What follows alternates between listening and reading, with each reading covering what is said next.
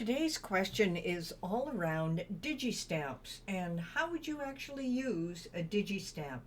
This is the Creative Crafters Podcast. Hi, I'm Bette from Bette's Makes, and this is your questions answered.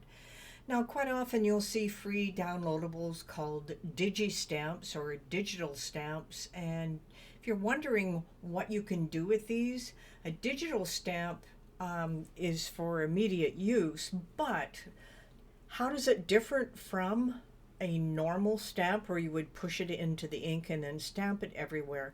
Well, what you will do with it is apply the digital image and print it onto paper, and then from the printer you'll be able to cut out and place in the format that you want. Now, if you're card making and you want these stamps in various areas of your card, you can do one of two things. One, you can set your design space object, the Digi stamp, to pen and have it draw on the card and then add your color on your own later.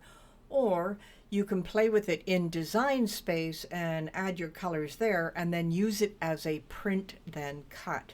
The options are fabulous, and you don't have to worry so much about gathering all your stamps together and have multiple pieces that you have to store along with the stamp pads.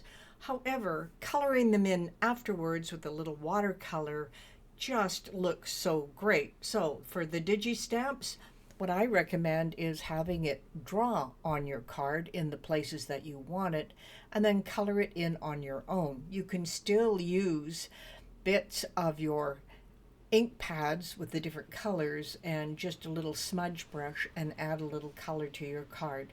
This has been the Creative Crafters Podcast and your questions answered.